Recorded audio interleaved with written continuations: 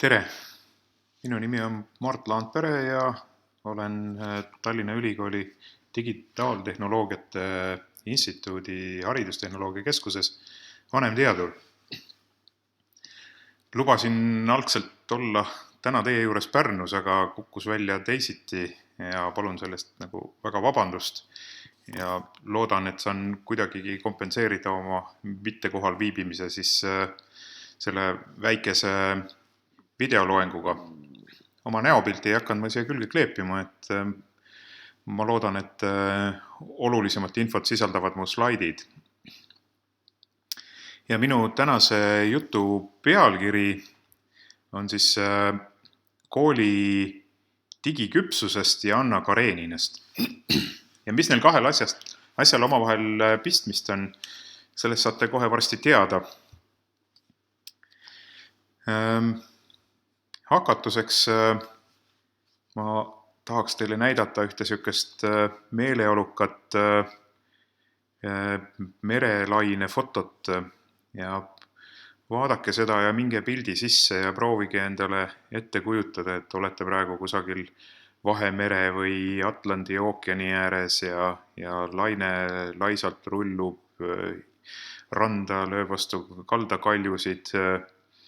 Ja sellist pilti võib ju lõputult vaadata, täpselt samamoodi nagu põlevat lõket või mängivat last. Ja kõiki neid nähtusi pikalt imetleda jäädes ilmselt kerkivad meil erinevad mõtted pähe.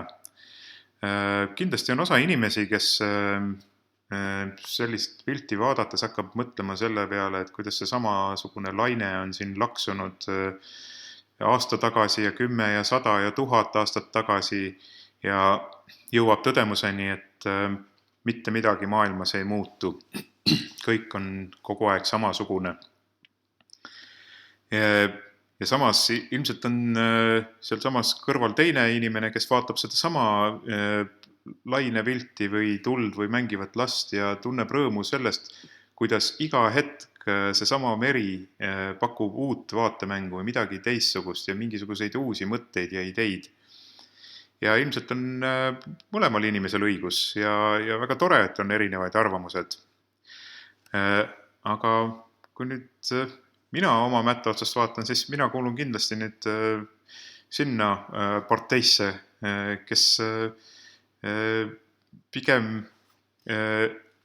näeb seda merd pidevalt muutuvana ja täpselt samamoodi nagu ma näen muutuvana ka inimesi, et ma arvan, et need tänased õpilased ja õpetajad võivad küll mingis mõttes olla samasugused kui õpilased õpetajad 10 aastat tagasi või 50 või 100 või 1000 aastat tagasi, aga teisest küljest toimub ka pidev muutumine ühe inimese tasandil, klassi või kollektiivi tasandil, kooli tasandil.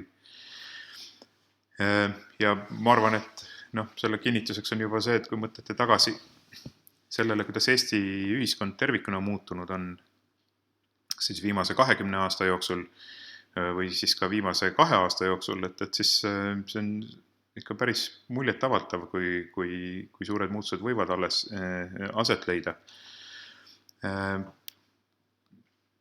Veel kindlam olen ma ka selles, et tegelikult üks, mis ikkagi muutub küll sellise mitte suure kiirusega ja väga silmnähtavalt ja hüppeliselt on kool. Et tihtilugu me kipume nagu kinni jääma sellesse omaenda koolipõlveaegsesse pilti ja mõtlema, et kool ongi kogu aeg olnud selline, nagu ta on. Ja selle tõttu ta jääb ka samasuguseks 10 aasta pärast ja 20 aasta pärast. Siis see on see koht, kus ma tahaks teid täna veenda, et tegelikult on päris palju muutumas. Tuletan siin põgusalt meelde hoopis teistsuguseid arusaamu koolist ja õppimisest. Näiteks 2400 aastat tagasi üks esimesi tuntud pedagooge Sokrates pidas kirjasõna üldsegi õppimise tapjaks või piduriks ja üritas seda vältida. Ise ei pannud midagi kirja ja oma õpilastele ei lubanud panna kirja, et kuna kirja pandud tekst on surnud tekst. 500 aastat tagasi enamik lapsi ei käinud koolis, vaid käisid hanekarjas ja siis läksid isale appi töökotta ja sellised eraldi nagu kooli otstarbel loodud õpikeskkondi nagu ei olnudki, et mingi tavaline töökeskkond oligi õpikeskkond, ükstapuha kas kingsepa või pottsepa või puusepa juures. 254 aastat tagasi avaldas Jean-Jacques Rousseau väga olulise pedagoogiga kirjanduse tähtteose Emile, kus ta siis kirjeldas ideaalset kooli, kus kasvab vaba kodanik Emile oma koduõpetaja hoole all. Kahtlemata selline koolisüsteem, kus iga õpilase jaoks oli oma kõrgelt haritud koduõpetaja, et seda suutsid rahastada ainult üksikud vanemad.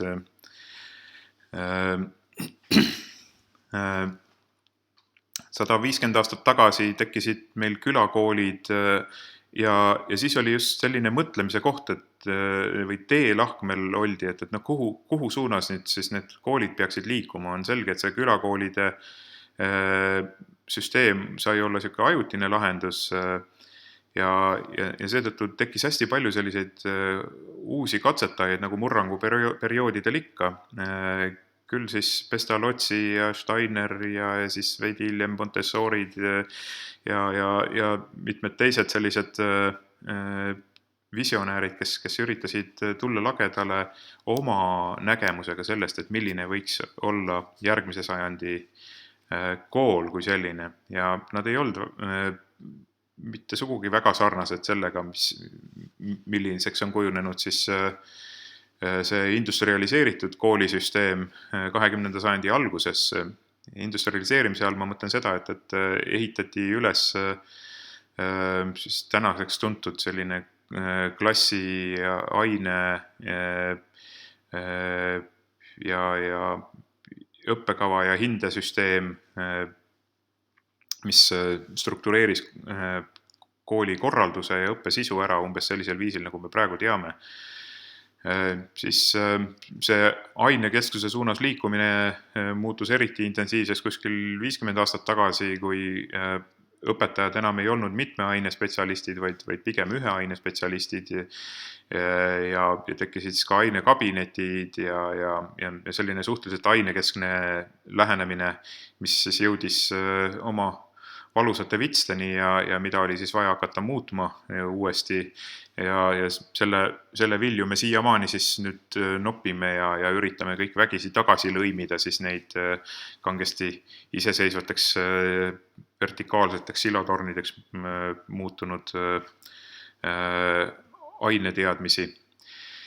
Ja see, kuidas siis siin 15-20 aastat tagasi hakkasid tekkima esimesed nagu virtuaalsed koolid ja virtuaalsed õpikeskkonnad, et seal tekkis järjekordne selline murrangu moment, et milline see virtuaalne kool või internetis pesitsev kool võiks olla, et kas ta on siis täpselt selle füüsilise kooli koopia, kus on siis pingiread ja virtuaalne must tahvel klassi ees, kus õpetaja loengut peab, või on see hoopis midagi muud, et suht kiiresti siis jõuti nendest pseudo kolmemõõtmelistest koolidest selliste Moodle-sarnaste lahendusteni, et kus ikkagi inimesed üksteist väga näost näkku ei näe. Mis ei tähenda seda, et ka teistsuguseid katsetajaid ei olnud, siis, kes üritasid virtuaalmaailmas hoopis mingit muud tüüpi kooli teha, kas aruteludel põhinevad või simulatsioonidel põhinevaid koole, kus kehtis hoopis teistsugune füüsikagi näiteks. Ja mul oma kogemusest on selline hästi lõbus näide sellest, kuidas inimestel on peas kinni see tänane kooli struktuur ja korraldus ja sellest on nagu väga raske väljapoole näha ja kastis väljas mõelda. Et kui ühes minule lähedases koolis tekkis siin mõne aja eest lastevanematel hoog, et kinkida midagi koolile juubeliks ja mõtlesid, et kingivad õues õppeklassid. Ja hakkasid juba aktiivselt tegutsema, need lapsevanemad ja isegi mõned õpetajad olid seal juures ja miskipärast tekkis neil selline idee, et õppimisega tuleks kooliruumidest välja minna ja seal selleks tuleb siis ehitada klassid ja kuidas nad seda ette kujutasid, 2 puu vahele panna must tahvel ja sinna ette siis pingiread ja õpetaja sinna tahvli juurde rääkima. Ja siis mingisugusel hetkel hakkasime arutama, et kuulge, et kui me võime minna klassist 4 seina vahelt väljapoole, et siis see tähendab just seda, et me peaks midagi hoopis teisiti seal tegema, et mitte kopeerima kõigi oma puudustega siis seda õpikeskkonda, mis on selles 4 seina vahel. Ja siis meil tekkisid nagu hoopis teistsugused ideed lapsevanematel, et millised need klassid võiksid olla. Me jõudsime näiteks sellise klassini, mis on nüüd siin paremal üleval pildi peal, mis on lõkkeklass, et ega üheski klassiruumis sellist suurt lõket ei saa ju teha koolimaja 4 seina vahel, aga meil on nüüd selline klass olemas, kus saab lõket teha ja lõkke ümber juttu vesta ja laulda, samal ajal oodata, kuni seal tule sees toimub nüüd mingisugune keemiakatse. Või on turnimise klass õues või on selline klass, kus saab midagi kasvatada, istutada oma kätega või rühmatööd teha või lihtsalt joosta mööda metsa. Et meil on hoopis palju erinevaid selliseid õuesõppeklasse nüüd ja üheski ei ole tahvlit klassi ees ja ei ole pingiridasid. Et sellest kastis väljas mõtlemise osas on nagu raske neid esimesi samme teha ja tundub, et on liiga palju asju, mis meid nagu piiravad, riiklik õppekava ja mingisugune koolikorraldus. Aga tegelikult annab siin päris palju lihtsalt pealehakkamisega teha. Mõned näited on mul siin olemas, ma ei hakka kõiki neid läbi käima. Te saate pärast ise oma käega otsida Google'ist andmeid siis nende koolide kohta nagu San Diego High-Tech High koolid, kus üle poole õppetöös toimub projektõppe vormis. See tähendab, et tavalise aineõppe asemel õpilased meeskonnatöös uurivad või loovad või arendavad midagi ja iga selline rühmatöö projekt lõpeb siis avaliku ettekandega linnarahvale ja jääb sellest ka maha mingisugune märkas raamat või film või mingisugune äpp või veebisait.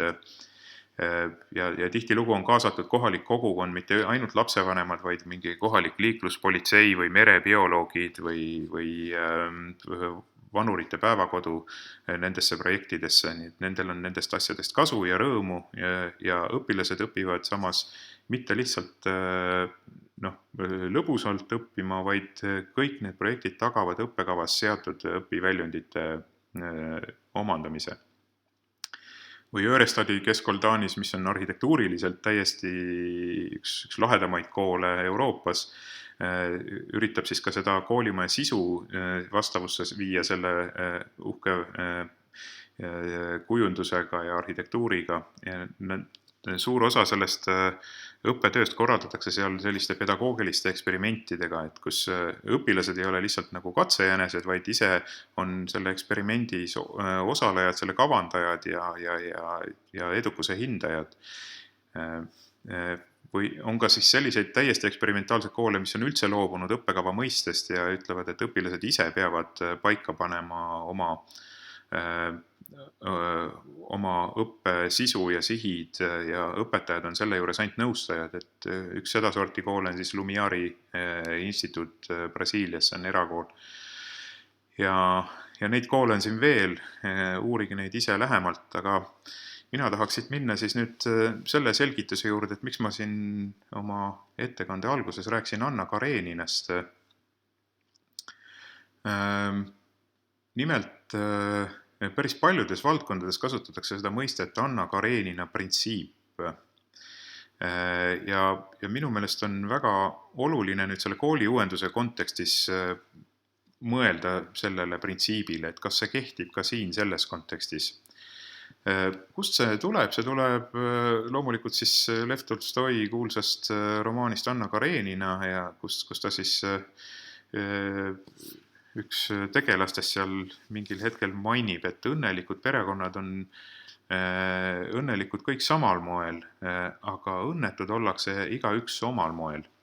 See on selline poeetiliselt öeldud see printsiip, aga ma võin seda väljendada ka siis natukene teaduslikumalt või teoreetilisemalt ja sellisel juhul see printsiip tähendab seda, et selleks, et lugeda mingisugust asja, algatust õnnestunuks, peavad olema täidetud absoluutselt kõik viimne kui üks õnnestumise kriteeriumidest või tingimustest. Kui kas või üks nendest paljudest kriteeriumidest ei ole täidetud, siis on kohe automaatselt tegu ebaõnnestumisega.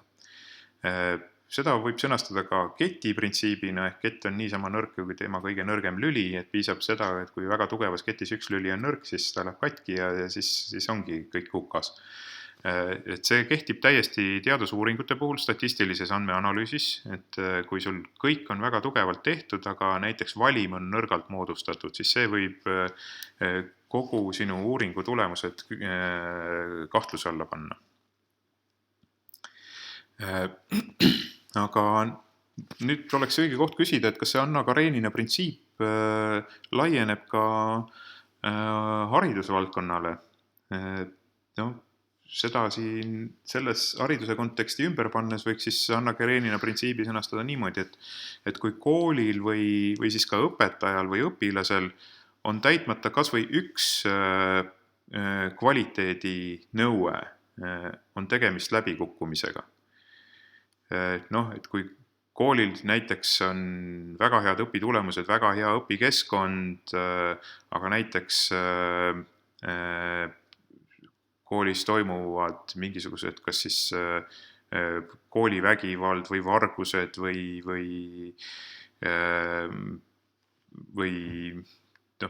mingisugused muud, kas või üks selline pisikene tõrvatilk ja siis sellest piisab, et sellele koolile vesi peale tõmmata või näiteks sellele õpetajale või õpilasele ja öelda, et tegemist on läbikukkunud kooli või läbikukkunud õpetaja või õpilasega. Ma kujutan ette, et suurem osa meist, kes haridusvaldkonnas töötanud on, ilmselt sellisele Anna Karenina printsiibi tõlgendusele alla ei kirjutaks. Ja tõepoolest neid valdkondi on veelgi. Näiteks on Anna Karenina printsiibi vastu argumenteerinud innovatsioonikuru Peter Thiel, kes on siis tänaseks ühe maailma edukama veebipõhise alternatiivse maksesüsteemi PayPal loojatest. Tema ütleb, et vastupidi, et kui vaadata nagu innovaatilisi firmasid, siis pigem on üksteise sarnased hoopis läbikukkunud firmad ja edukad firmad on edukad igaüks isemoodi. See tähendab seda, et kui me tahame hakata nüüd innovatsiooni läbi viima, et siis me ei tohiks üritada olla kangesti nagu sellise massi mainstreami sarnased, vaid peaksime otsima enda omanäolist sellist lähenemist asjale. Ja kui meil omal ajal siin paar aastat tagasi käivitus Samsungi toel Samsung digipööre programm, siis me täpselt sellisest põhimõttest lähtusimegi. Et me ütlesime koolidele, et me oleme valmis toetama ja koolitama ja nõustama neid koole, kellel on oma unikaalne, just nende kooli jaoks sobiv nägemus sellest, kuidas ellu viia digipööret nende koolis. kui me oleksime uskunud Anna Karenina printsiipi, siis meil oleks olnud teaduslikult välja töötatud üks universaalne digipöörde parim mudel, mis oleks sobinud nii Konguta koolile kui Miina Härma koolile kui ka Pärnu vanalinna põhikoolile. Kuna me sellesse ei uskunud, siis me julgustasime koole just tulema lagedale oma nägemustega ja valisime digipöördesse kandideerinud koolide seast välja eelkõige just sellised, kes suutsid lagedale tulla sellise oma digipöörde nägemusega. Lisaks nüüd selle Anna Karenina printsiibile tahaks veel ühe asja enne ära mainida, et kui me jõuame siis selle tänase põhiteemani. Ja see on siis, see puudutab siis tehnoloogia rolli selles innovatsioonis koolis. Siin mõni aeg tagasi ilmus Õpetajate Lehes artikkel tuntud legendaarselt koolimehelt Peep Lepikult, kes võttis sõna siis selle arvutite ja digipöörde propageerimise hulluse vastu koolides ja ütles, et tegelikult need asjad pole üldse olulised koolis ja et nõuda kõigilt õpetajatelt ja õpilastelt digivahendite kasutamist on tegelikult pigem isegi õppimisele kahju toov, sest ta või toob kaasa sellise tuupimisele üles ehitatud õppimise ja terve hulk sellist muud kriitikat. Ja mina isiklikult sellisesse lähenemisse muidugi ei usu, kõige vähem veenab mind siis Peep Lepiku võrdlus, et ütleme, tänapäevased digivahendid aitavad õppetööd efektiivsemaks muuta ja paremaks muuta, sama vähe kui omal ajal koolides propageeritud ja nõukaajal lausa nõutud grafoprojektorid ja lüümikud ja veel midagi sellist. Siis tahaks natukene sellele vastu vaielda ja illustreerin seda siis nüüd sellise pildireaga.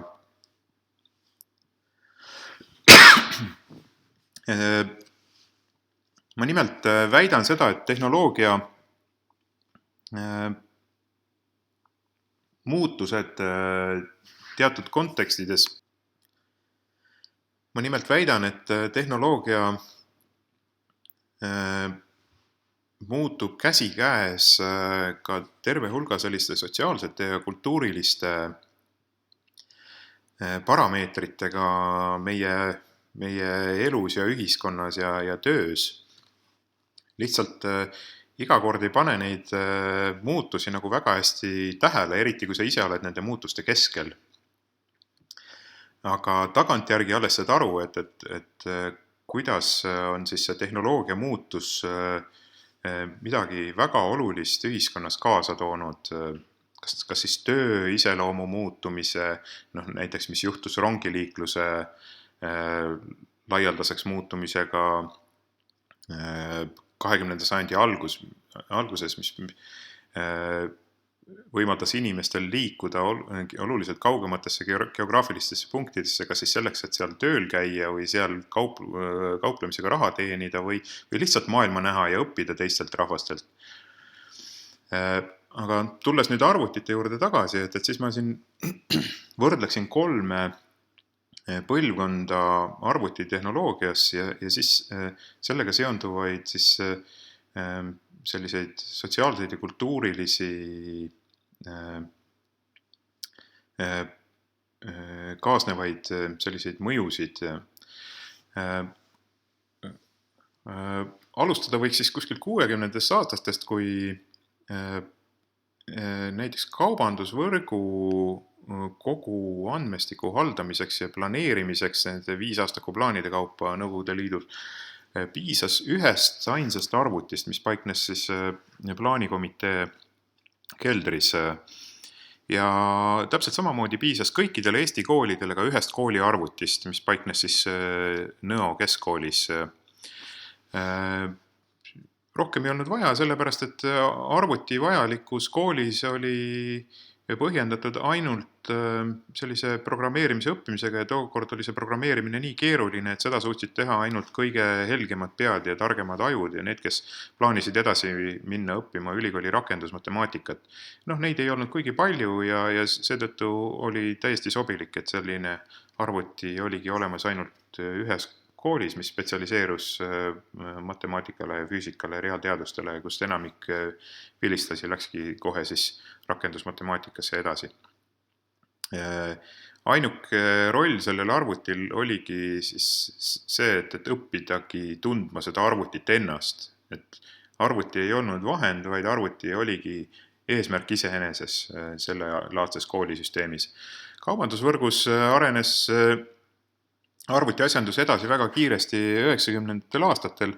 Praeguseks me oleme jõudnud sinna, et olgu tegemist kas väikese külapoega või suure supermarketiga, siis ikkagi on kuskil seal kassapidaja juures üks arvuti, mille juures peab läbi käima siis iga inimene, kes on ostu sooritanud siis selleks, et maksta. Aga on olemas ka hoopis teistsuguseid poode juba, kus ei ole olemas kassaaparaati, kus sa ei pea minema kuskilt konkreetsest arvuti või registraatori juurest läbi, et tasuda. Seal on igal teenindajal, keda on hästi palju seal Apple'i poodides ja põhimõtteliselt ka enamikul klientidest on kaasas kas nutitelefon, tahvelarvuti või mingi muu selline digivahend, mille abil inimene on juba võrrelnud ja valmis valinud selle aparaadi või vidina, mida ta tahab osta ja mis iganes kohas selles poes ta satub rääkima selle klienditeenindajaga, et ta saab kohe sooritada oma maksu ja selle ostetud kauba kaasa saada. Tegelikult ta ei pea isegi sinna poodi tulema, ta võib selle sama ostukogemuse kätte saada ka kodus üle interneti. Aga mõnikord on ikkagi ise mugav ja mõnus minna sinna koha peale ja katsuda seda telefoni enne, kui seda ära ostad. Koolid on praegu jäänud kinni sellesse teise põlvkonda, mida ma nimetan siis nagu arvutiklasside ajastuks ja enamikul Eesti koolides on olemas üks arvutiklass, mõnes ka kaks, see on siis täis suhteliselt vanaks jäänud lauaarvuteid ja selline arvuti kasutamise viis on suhteliselt vana tüüpi, see tähendab, et üldjuhul minnakse sinna spetsiaalselt ettevalmistatud tunniks ja tavaliselt mitte pooleks tunniks, vaid ikkagi siis toimub üks tund algusest lõpuni kuni seal ja õpetaja peab olema selle siis kuidagi ära sisustanud, kõik need 45 minutit. Samas tegelikult võiks mõelda selle järgmise kultuuri ja lahenduse peale, mis vastaks sellele Apple'i poe loogikale, et kus igal õpetajal õpilasel on oma nutiseade pidevalt ligi käeulatuses, et täpselt sel hetkel, kui seda vaja on, siis võetakse seda korraks välja, tehakse kas siis fotoklõpp sellega või salvestatakse see mõni sekund juttu või otsitakse kiiresti midagi internetis või jagatakse omavahel, pannakse järjehoidja kuskile, et neid see kasutamise kultuur on nagu hoopis teistsugune, et ükstapuha, mida sa teed korraks selle nutiseadmega seal, et sa ei õllita seda ekraani mitte 45 minutit, nagu sa tegid seda seal arvutiklassis, vaid sa kasutad teda ainult selleks, et see üks asi ära teha ja sa tead, et sellest sinu liigutusesse võis olla ainult üks patsutus sinna ekraani vastu, mingisugune like või järjehoidja panemine, aga sa tead, et see jäi kuskile meelde ja sa saad nädala või aasta pärast selle sealt kuskilt arhiivist kätte. Ja see võimaldab hoopis teistsugust nagu mõttetööd ja mälutööd ja teadmiste loomist erinevates digitaalsetes formaatides. Ainult, et jah, see eeldab ka mingit teatud uut tüüpi digivahendeid, aga vahendid on enamikul meie tänastest õpilastest juba olemas. Nad lihtsalt ei kasuta neid selle nutika õppimise jaoks. Suuremas ajast kasutatakse seda lihtsalt sotsiaalseks suhtlemiseks või mängimiseks. Aga Samsungi digipöörde pilootkoolid on näidanud, et tegelikult on võimalik suhteliselt lühikese ajaga kutsuda esile õpilaste peades ja õpetajate peades selline muudatus või murda need mustrid ja näidata, et sedasama tehnoloogiat saab kasutada hoopis teistsugusel viisil õppimise ja õpetamise jaoks. Ja ma ei hakka sellest nüüd siin pikemalt rääkima, aga seda kõike toetab ka siis tänapäeval teadlaste seas suhteliselt tuntud sotsiaaltehnoloogiliste üleminekute teooria, mis selgitabki seda, et kuidas toimuvad need sellised murrangulised muutused mitte üksnes uute tehnoloogiate kasutuselevõtus, vaid ka kasutajate, ütleme, sellises koostöökultuuris ja seadusandluses ja poliitilistes eesmärkides ja eelistustes ja ka teaduslikes teooriates, mis selgitavad, et miks mõni asi toimib ja mõni asi ei toimi. Et kõik need käivad käsikäes ja tehnoloogia ei ole siin mitte selline, nende muutuste põhjustajad on ikkagi inimesed. Need, kes on näha siit altpoolt tulevad vektorid selle pildi peal, kes ei ole rahul selle kehtiva olukorraga, status quo'ga, nad tunnevad ennast selle poolt ahistatuna, piiratuna ja nad näevad uutes tehnoloogiates võimalusi asju teisiti teha. Nii et tehnoloogia on neil lihtsalt abivahend selleks, et ennast uuel viisil kuidagi realiseerida. Ja mingil hetkel, kui neid saab nagu piisavalt palju, seda laadi katsetajaid ja uuenduste ootajaid, et siis nende soovid hakkavad mõjutama ka turureegleid, teaduslikke teooriaid, poliitilisi eelistusi ja otsuseid ja ka kultuuri. Tüüpiliseks näiteks on siis mobiilsed põlvkonnavahetused, et kus on selge, et jah, iga põlvkonnaga siis kas siis esimese põlvkonna NMT-lt teise põlvkonna digitaalse GSM-i peale toimus puht tehniline uuendus see, et oli võimalik rohkem andmeid läbi saata läbi selle kommunikatsioonikanali. Aga see ei olnud kõige olulisem asi. Kõige olulisem on see, et mille jaoks inimesed seda järgmise põlvkonna telefoni kasutama hakkasid. Et näiteks kolmanda põlvkonna telefonid, see 3G kuulus, et need ei olnud ju enam üldsegi telefonid, nad olid eelkõige multimeedia arvutid. Ja see telefoni funktsioon lihtsalt sellise rudimendina säilis nende juures. Aga ma arvan, et tänapäeval on üha enam neid, kes ostavadki endal näiteks tahvelarvuti või ka nutitelefoni niimoodi, et ta see SIM-kaardist eriti väga ei hooligi, et kasutab seda eelkõige üle Wi-Fi. Üle Wi-Fi saab ju nii helistada, kõnesid teha, videokõnesid teha, videokonverentse pidada, aga lisaks sellele kasutada kogu seda sotsiaalmeedia rikkalikke võimalusi ja kõike muud.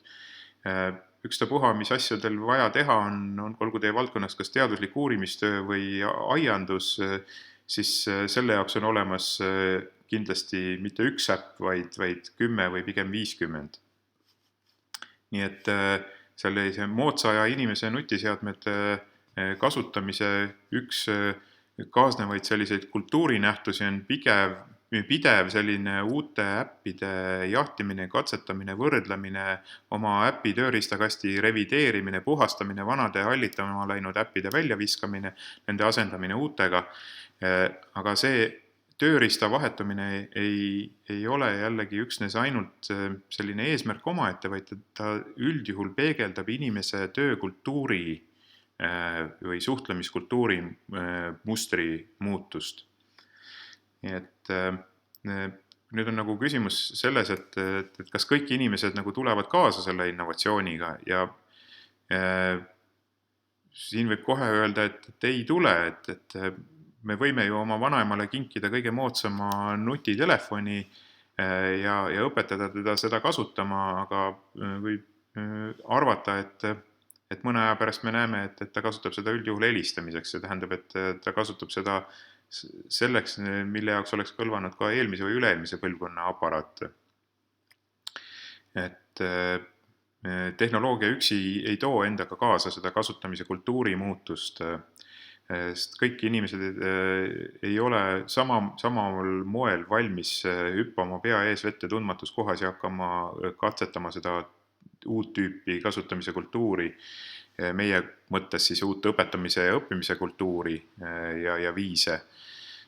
Et Rogersi innovatsiooni-diffusiooni teooria ütleb, et selliseid eriti uuendusmeelseid inimesi on igas kollektiivis või rahvuses kuskil 2,5% jagu ja siis järgmine grupp on sellised, keda ta nimetab siis varajaseks omaksvõtjateks ja neid siis kokku on kuskil nõks üle 15%, kes on suhteliselt lihtsalt kaasa minevad iga sellise uuendusega.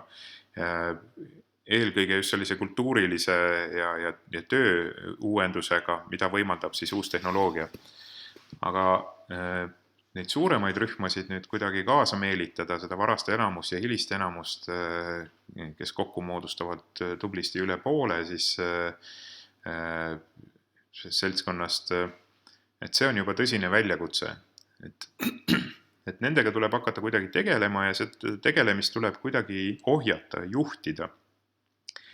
Ja need, kes seda juhivad, need peavad olema teadlikud, et kuidas see käib, et seal on mingisugune oma arenguloogika, et sa pead kõigepealt viima inimesteni selle teadmise, et mis asi see on, see nutiseade näiteks õppetöös või mida selle kasutamine võimaldab. Sa pead veenma neid järgmiseks, et see on mõistlik ja kasulik ja see puudutab ka sind ja alles selle järel sa võid aidata neid jõuda selle otsuseni, et jah, ühel päeval, võib-olla järgmisel nädalal, võib-olla järgmisel kuul, ma teen ka esimese tunni, kus ma nüüd katsetan neid nutitelefone ja siis selle juures tuleb neile pakkuda mingisuguseid eeskujusid ja näiteid ja lasta neid külastada nende õpetajate tunde, kes on seal varajased omaksvõtjad või innovaatorid, kes juba tunnevad ennast nagu kala vees selle uut tüüpi õppimisega. Ja sellised asjad võivad siis kergemini aidata jõuda nendel sellel enamusel nüüd sinna selle otsuseni, et jah, ma hakkan kasutama. Aga sellest ka veel ei piisa, et lõpuks tuleb sellest otsusest jõuda ka tegelikult selle esimese katsetuseni ja kui hästi läheb, siis ka sinna, et jõutakse selle igapäevase pideva, ka reeglipärase kasutamiseni. Igapäevane ei tähenda seda muidugi, et absoluutselt tegelikult sõna otseses mõttes iga päev tuleb neid nutiseadmeid kasutada, aga piisab, kui seda tehakse piisava regulaarsusega. Jällegi, me peame leppima sellega, et meil on ka terve hulk õpetajaid, kes on nagu põhimõttelised vastased ja minu meelest tore ongi, et koolis on igat sorti õpetajaid ja mõned on ka sellised, kes jäävadki nagu teistsugust seisukohta esindama, nagu Sokrates, kes keelduski võtmast kasutusele nii kirja kui õpikuid kui muud sellist moodsa aja hullust. Aga kuri on karjas siis, kui meil on enamik õpetajaid koolis sellised, et siis nad teevad lihtsalt karuteene oma õpilastele, et kelle šansid tulevasel tööturul läbi lüüa näiteks kahanevad, kuna nende peas on endiselt nutiseade üksnes mängimise vahend ja mitte nutikama õppimise ja töötegemise vahend. Nii et kõike seda nüüd kokku võttes võib öelda, et see digipööre, mida kirjeldab elukestva õppe strateegia, et see ei ole eesmärk omaette, vaid see on vahend. Et on vahend selleks, et aidata ellu viia seda kooli uuendust ja jõuda siis selle muutunud õpikäsituseni ja kaasaegsete õpimustriteni, avada kool koostööks kohaliku kogukonna ja kolmandate osapooltega. Ja üldsegi lasta lahti sellest Anna Karenina printsiibist ja eeldadagi siis seda, et iga kool suudab ise jõuda kõige paremini selle lahenduseni kooli uuenduses, mis sobib just neile. Nii et selle koha peal tahaks meelde tuletada siis organisatsiooni käitumise teooriat, mis on analüüsinud eri tüüpi organisatsioonikultuure ja tüüpe ja jõudnud järelduseni, et koolid on väga huvitavad tüüpi organisatsioonid, et nad nimetavad neid organiseeritud anarhiateks. Anarhia tähendab seda, et võim ei kuulu mitte kellelegi. On kahtlemata ka selliseid koole, kus võim tõepoolest on kooli juhtkonna käes, aga osaliselt võib ka öelda, et isegi sellistes koolides ulatub see võim üldiselt klassi ukseni, see tähendab, et õpetaja läheb tundi, paneb ukse kinni ja lõpuks võib ta seal ikkagi teha seda, mida tema õigeks peab. Ja see oli see, mis aitas näiteks Eesti vaimu elus hoida nende vanade eestiaegsete õpetajate klassides, kes jätkasid samal viisil õpetamist hoolimata sellest, et nõukogude aeg oli kätte jõudnud ja õnn õuele tulnud. Nii et sellest vaatevinklist, et kui kujutada ette, et digipööret üritataks teha ära kõikides Eesti koolides samas tempos ja samade meetoditega, siis selline lähenemine oleks ilmselgelt nurjumisele määratud algusest peale. Nii et kõikide koolide sama mudeliga digipööramine ei toimi, ehk siis see sama Anna Karenina printsiip siin ei toimi. Ja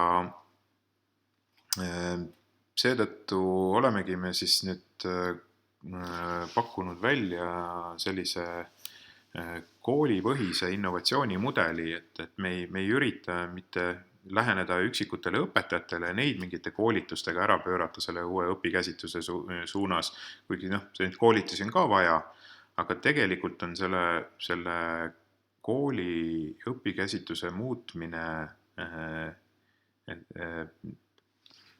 otsustatud ikkagi kooli tasandil. Ja seetõttu tuleb julgustada koole ise leidma seda oma innovatsiooni lähenemist, oma fookust, et millele me keskendume, milliseid samme me kõigepealt ette võtame, mida me jätame hilisemaks, kui kiires tempos me seda teeme, kas me tahame teistest ette rebida ja olla väga erilised ja innovaatilised või pigem me vaatame, kuidas teised katsetavad ja siis võtame nendelt üle need asjad, mis tundub, et teiste juures toimisid ja pigem oleme sellised nagu tasakaalukamad ja mitte tormajad.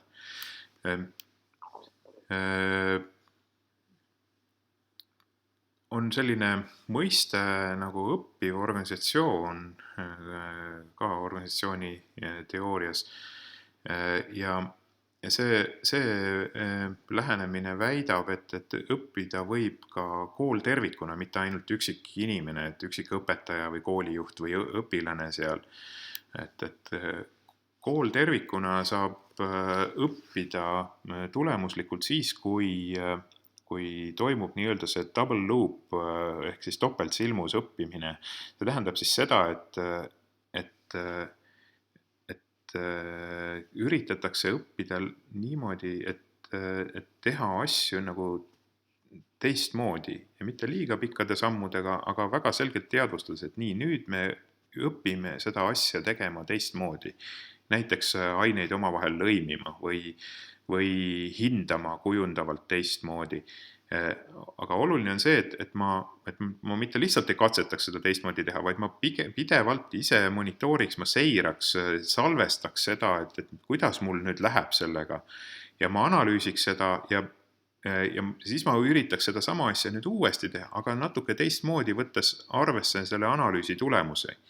Et selles seisnebki see topeltsilmus, et ma pean minema uuesti jälle algusse tagasi, üritama nüüd korrigeerida enda seda käitumist või mustrit ja kasutades selle juures siis neid andmeid, mida ma kogusin selle esimese katsetuse käigus ja üritada teisel korral seda targemini teha. Et selline pidev tagasisidestatus nendes kooli tasandi õppimise protsessides on ülioluline, mis selline kaasnev nähtus sellise koolipõhise innovatsiooniga. Ja siit me jõuamegi siis kooli digiküpsuse mõisteni, et et kahtlemata olulised mõisted on ka õpilase digipädevused ja õpetaja digipädevused. Ilma nendeta me ei saa lihtsalt edasi liikuda sinna uutmoodi õppimise kultuuri juurde. Aga nagu öeldud, et nendest ei piisa, et õppima peab ka kool tervikuna, kool kui organisatsioon. Ja siin saab rääkida mitte kooli digipädevusest, aga jah, me pigem pakume alternatiivina välja siin kooli digiküpsuse mõiste. Et sisuliselt see on see väga sarnane õpetaja või õpilase digipädevuse mõistega, aga kooli jaoks ta tähendab sellist küpsust, inglise keeles siis digital maturity. Mida see tähendab? Et ma tõlgendaks seda siis kui kooli digitaristu õpetamise, õppimismeetodid, õppevara, õpilaste ja kooli personali digipädevuste ja muutuste juhtimise kvaliteeti.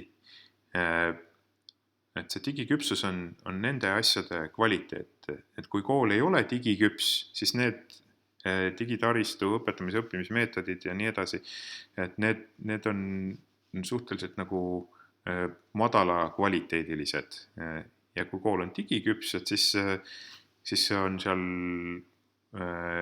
uuendatud digitaristu, mida kasutatakse uutmoodi õpetamiseks, õppimiseks ja seal uut tüüpi õppevara abil ja nii edasi. Et see on siis kooli digiküpsuse mõiste ja see on see, mida kool võiks kasutada nüüd selle enda tegevuse monitoorimisel, selle topeltsilmus õppimise käigus. Et selle digiküpsuse erinevate aspektide seire ja mõõtmine, hindamine ja analüüsimine aitab koolil saada nutikamaks. Mitte üksnes selle digi enda mõttes, vaid eelkõige just kooli kui terviku kvaliteedi mõttes, selle kvaliteedi erinevate aspektide mõttes, mitte ainult õpilaste õpitulemused, vaid ka kooli inimsuhted ja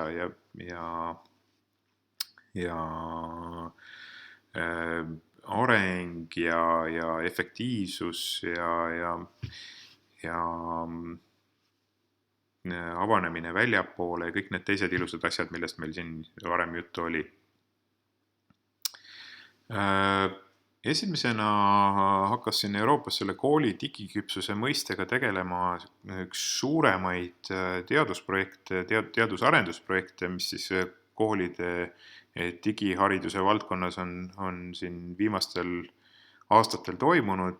See projekti nimi oli ITEC ja nemad siis pakkusid välja sellise raamistiku, mille nimi oli EduVista ja mis jaotas kooli digiküpsuse nagu selliseks 5 astmeks. Nad olid analüüsinud erinevate koolide kogemusi sinna uude digitehnoloogia põlvkonda üleminekul, kus siis muutub mitte ainult tehnoloogia, vaid ka siis selline see kasutamise kultuur ja reeglid ja turujõud. Ja olid jõudnud siis arusaamiseni, et esimesel tasemel koolid üritavad lihtsalt kasutada neid uusi digivahendeid lihtsalt eelmise põlvkonna vahendite asendajana. Näiteks ostavad endale kalli interaktiivse tahvli, smartboardi, aga kasutavad seda interaktiivsust ainult selleks, et vahetada slaide. Ja sellisel juhul ka tavaliselt seal kasutamisel ei ole mingit väga sügavamat mõtet, ei ole ka väga sügavamat efekti, sest inimesed õpivad ikkagi samal moel nagu enne selle interaktiivse tahvli saabumist kooli. Teisel tasemel hakatakse juba vaatama natukene sügavamalt sinna, et mida see uus tehnoloogia tegelikult võib meile juurde anda, et mida ta võimaldab nüüd teisiti teha. Et see on nüüd esimene samm sinna kastist välja mõtlemise suunas, et mida ma tõin näiteks siis selle uue õuesõppeklassi tegemise puhul, et me ei pea tingimata õuesõppeklassi paigutama täpselt samasugust tahvlit sinna puude vahele või pingiridasid, eks ole, et ma hakkan vaatama, et mida see uus keskkond pakub õppetöö rikastamiseks uut võrreldes siis selle 4 seina vahel toimuva õppetööga. Ja siis sellisel teisel digiküpsuse astmel ehk rikastamise astmel toimub juba mingi koolisisene koordineerimine, et õpetajad vahetavad omavahel kogemusi, räägivad, mida üks või teine on nüüd teinud nende digivahendite abil, just nimelt midagi uut, näiteks mängulist õpet, näiteks ümberpööratud klassiruumi katsetab seal üks õpetaja ja nakatab teisi ka ja toimub ka siis selline väike sükene arutamine, et õppida oma kogemusest. Samas alles 3. tasemel jõutakse nüüd selleni, et hakatakse süsteemseid muutusi ellu viima õppekorralduses. Näiteks kui 2. tasemel rikastamise puhul üksikud õpetajad katsetasid selliseid pisikesi projektikesi, e-twinningut ja muid selliseid, siis 3. tasemel kool otsustab juba, et nii, et nagu High-Tech High koolis San Diegos, meie ohverdame enda aineõpetusest nüüd ainetundidest 20% ja iga nädal 1 päev on meil hommikust õhtuni projektipäev, kus õpilased tegelevad aktiivselt rühmatöös mingite probleemide lahendamisega digitehnoloogia kaasabil, aga niimoodi, et see on seotud vähemalt 2 või 3 erineva õppeaine õpiväljunditega õppekavas. Et ta ei ole selline õppekava väline asi, ta ei ole selline hobi korras toimuv asi, vaid ta on ikkagi otseselt õppekava teenistuses, lihtsalt see õppetöö on teistmoodi struktureeritud, teistmoodi korraldatud. 4. tasemel toimub juba siis selline totaalne lõiming, et on toimunud selline tõsine kultuurinihe ja sellel need uued tehnoloogiad on juba muutnud põhimõtteliselt selle kooli töökorraldust. Nad on nii märkamatud ja igapäevaselt omaks võetud, et sellele ei pööraldatagi enam erilist tähelepanu, et see toimub nüüd nutiseadme abil, sest enamik õppetööd toimub ühel või teisel viisil natukene nutiseadme abil. Ja õpilased ise on ka kaasatud siis oma personaalse õpikeskkonna arendajaks ja juhtijaks, kujundajaks, et seda sama äppide või nutiteenuste tööriistakasti ei anna enam õpetaja ette sellele õpilasele, vaid ta on aidanud õpilasele areneda sinnamaani, et iga õpilane ise paneb selle enda tööriistakasti kokku ja pidevalt nagu kriitilise pilguga revideerib seda ja üritab seda aina paremaks ja efektiivsemaks muuta. Ja selle tulemusena loomulikult need tööriistakastid eri õpilastel muutuvad erisuguseks, aga see tähendab ka seda, et üha oluliseks muutub rühmatöö, sellepärast et kui te panete 5 erineva digitaalse tööriistakastiga õpilast ühte rühma tööle, siis igaüks saab neil täiesti unikaalset rolli täita selles rühmatöös ja olla põhimõtteliselt nagu asendamatu tiimiliige ja tunda sellist eduelamust. Et mis siis, et kui mina ei oska programmeerida, aga ma olen väga hea nagu kunsti koha pealt, et siis minu tööks jääbki nüüd selle äpi kujunduse koostamine näiteks ja ma tean, et see tüüp, kes programmeerida oskab, et tema ei oskaks seda kujundust teha nii ilusalt. Aga üheskoos me teeme super asja, mis lahendab selle probleemi, mis meie ees oli ja mille üle kõik on õnnelikud ja samas ma tean, et ma olen selle käigus õppinud midagi füüsikast, midagi inglise keelest, midagi ajaloost. Ja 5. tasemele selle skaala järgi jõuavad ainult ikkagi üksikud koolid ja võib isegi öelda, et 4. tasemele ei jõua enamus koole, isegi ilusa sinises unistuses mitte. Ja 5. tase on see, kus toimub siis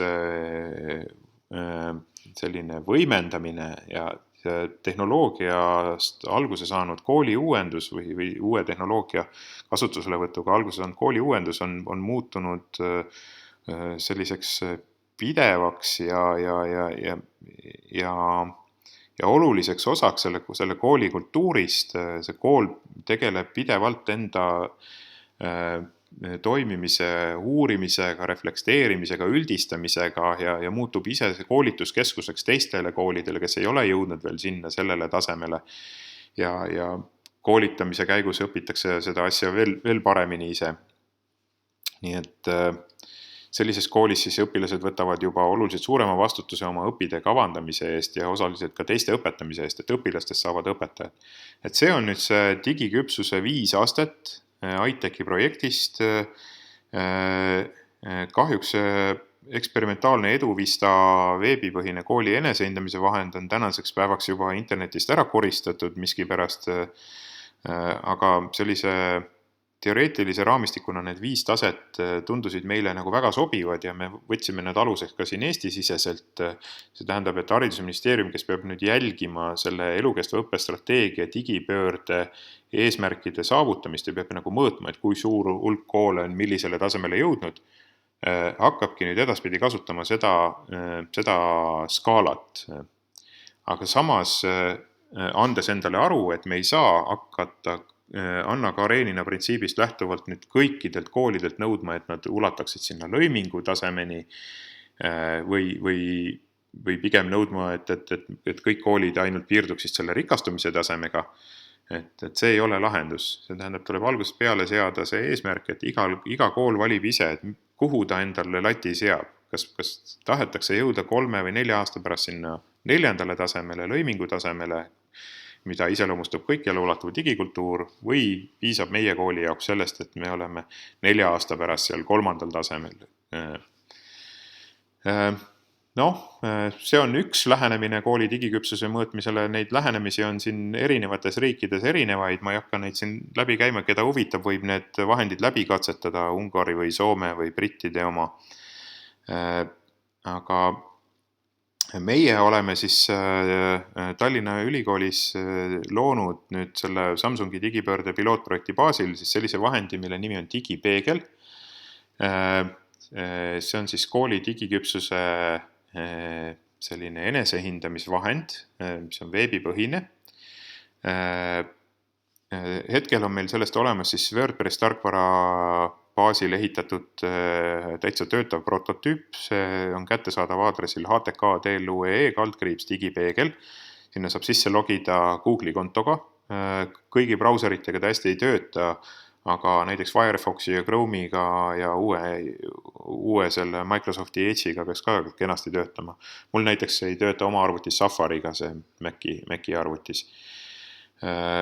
Aga siis te saate sinna sisse logida ja öelda, et mis kooli juurde te kuulute, kas te olete direktor või õpetaja, ja siis saate hakata kohe oma kooli hinnangut sinna lisama.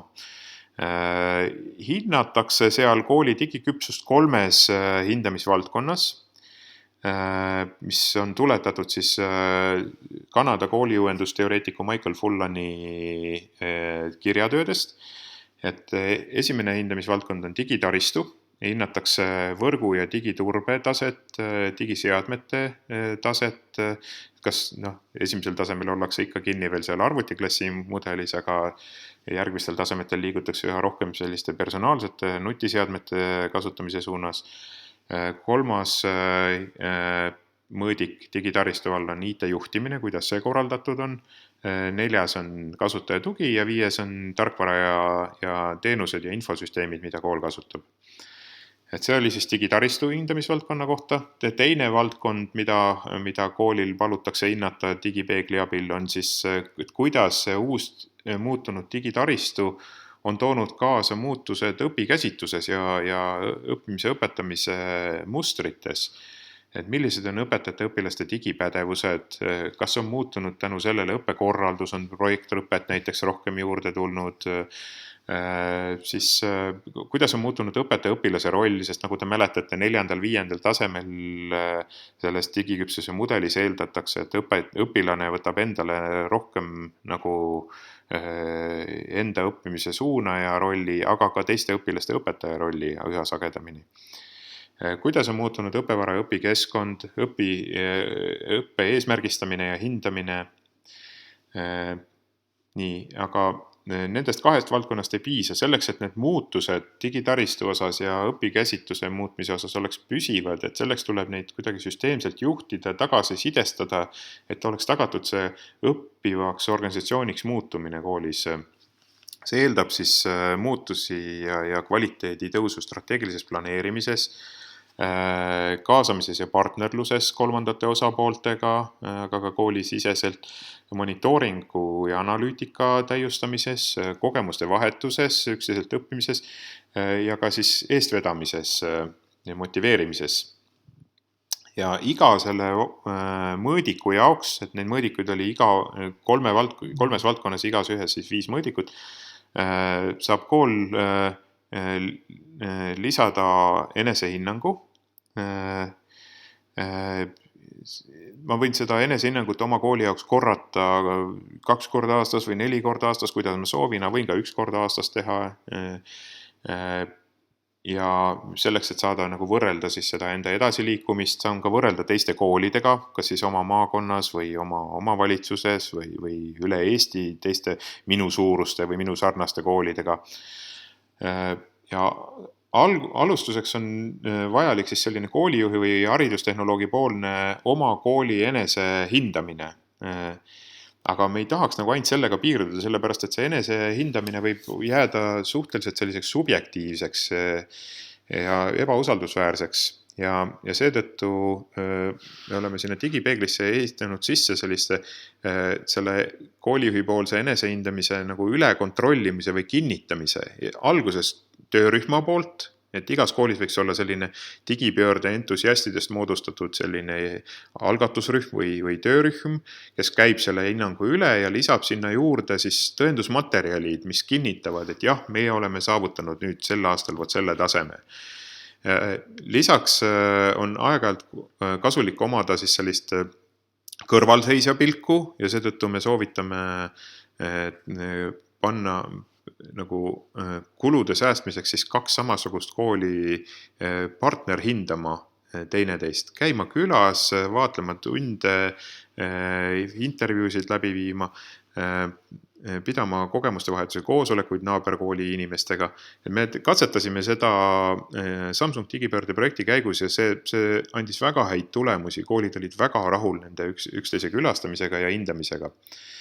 Ja lõpuks võib siis teha ka siis eksperthinnangut välishindaja, näiteks kas ülikooli teadluri poolt või omavalitsuse mingisuguse eksperdi poolt. Lõpptulemusena joonistab siis digipeegel sellise ringikujulise diagrammi, kus on kohe näha, et millise mõõdiku osas teie kool on täna nüüd 5. astmel, aga millise osas on ta 1. või 2. astmel. Ja tulevikus peaks siis seda ketast saama siis panna ka pildina siis oma kooli kodulehene näiteks, kus on siis näha ka punase joonena paigas siis see plaan, kuhu me tahame jõuda 2 aasta pärast või kus me oleme võrreldes siis meie maakonna teiste koolidega. Edasised plaanid digipeegli osas on siis sellised, et meil on Tallinna Ülikoolis arendamisel täiesti nullist uus versioon sellest digipeeglist, mis peaks olema mõeldud kõikidele Eesti koolide kasutamiseks. HITSA plaanib seda kasutada koolide digitaristu uuendamise toetuste jagamisel, nii et mida varem hakkate oma seda digipeeglit täitma ja sellega tegelema, seda parem ja suurem šanss on teil toetust saada. See uus digipeegel, mis saab sügiseks valmis, see digipeegel 2.0 sisaldab siis ka koolipidaja ja riigi tasandi vaadet koolide digiküpsusele, kooli ja omavalitsuse digiplaani koostamise võimalust ja omavalitsuse poolset siis või koolipidaja poolset digiplaani aktsepteerimise kohustuse võtmist näiteks kuni digiallkirjani välja. Oma kooli digiküpsuse võrdlemist võimaldab see siis teiste koolide keskmistega, mitte, ma ei saa konkreetselt nüüd oma kooli võrrelda naaberkooliga, aga näiteks kõigi sama tüüpi koolidega meie maakonnas või Eestis. Siis sealt tuleb veel eraldi kooli digiprofiili vaade, mida kool võib siis avalikustada, jagada teistega, kui ta otsustab, aga samas võib ka selle ära piirata, jagada ainult oma kooli töötajate ja hoolekogu vahel näiteks. Ja plaanime ka võimalust tuua sisse täiendavaid andmeid automaatselt EHIS-est, et liiga palju käsitööd ei tuleks teha siis tõendusmaterjalide lisamisel. Et kokkuvõtteks võib öelda, et sellises koolide digipöörde kontekstis see Karenina printsiip ikkagi ei sobi ja tuleks hüljata. Et ei ole nii, et kõik koolid on digipöördes edukad ainult siis, kui nad käituvad täpselt ühte viisi. Et pigem tuleks igal koolil võimaldada leida oma rada digipöörde jaoks ja koolist saab tõeliselt õppiv organisatsioon, kui kooli tasandil seatakse eesmärke, analüüsitakse enda liikumist nende eesmärkide suunas ja kogutakse pidevalt andmeid ja tõendusmaterjale selle analüüsi jaoks ja selle analüüsi tulemusena korrigeeritakse enda otsuseid ja tegemisi. Ja sellises koolis ma tahaks küll ise töötada ja tahaks, et minu lastel oleks võimalik või lapselastel sellistes koolides käia. Et ma kujutan ette, et sellisest koolist tuleks välja oluliselt nutikamad vilistlased, kellel on oluliselt lihtsam saada neid uut tüüpi töid, mis on saadaval tuleviku ühiskonnas ja mida praegu ei pruugi veel olemaski olla. Lõpuks, kui ma kutsun üles teid kõiki katsetama seda digipeeglit ja kui teil on mingisugused ettepanekud selle muutmise osas, siis andke mulle tagasisidet. Aitäh!